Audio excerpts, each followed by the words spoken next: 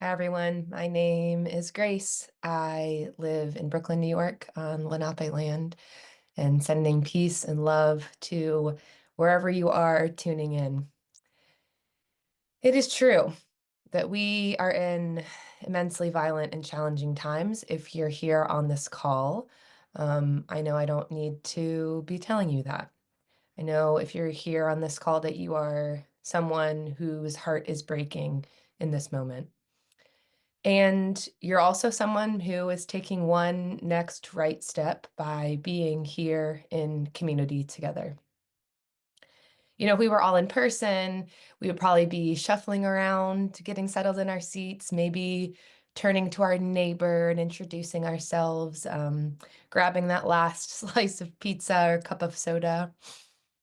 We can't do that tonight. We're not in person, sadly. So instead, I just think of everyone tuning in as little lights all across the country, just lighting up the map.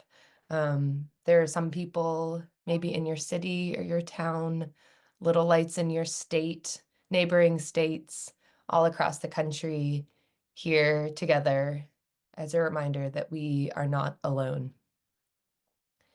I want to open us with a poem from Adrienne Marie Brown, a Black queer feminist writer who writes a lot about human connection and movement and also our connection to the natural world.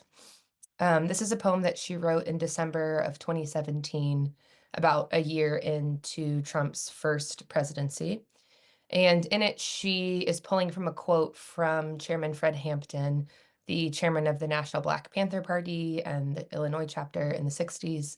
Um, as many on this call know, he was murdered by the FBI. And this poem talks about loving our people.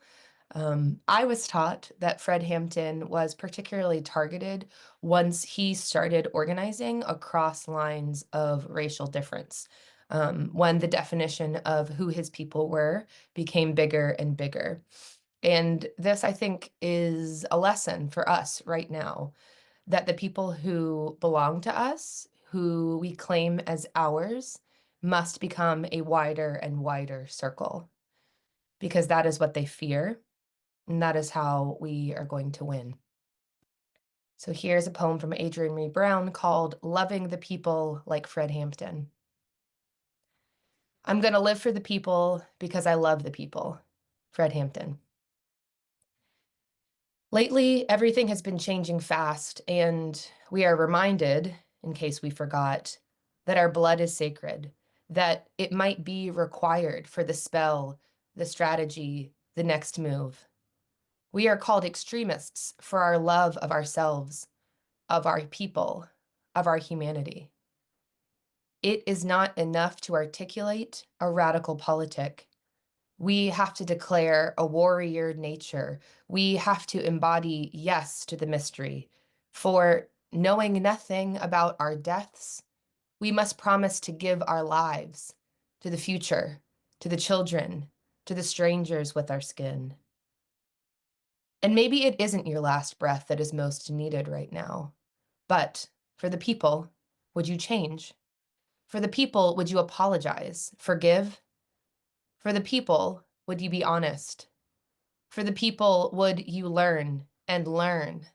Not for me, not for you, but for all of us. Because if you refuse to change, to look within and seek yourself out, your freest self, and your systemic self, your self which is imperfect and must grow, your harmed self who causes harm, your heartbroken self, and your resilient self, how can I trust your blood? How can I trust your work? How can I trust your love? We do not survive when we live for ourselves. When we die, our truths are forgotten, held in no heart, at most a legend, part of no wholeness, tender in no memory. When we live for the people, we never die, seated so deeply in each other. Love yourself and the people. Give your life for the people. Give yourself to the people. Thank you.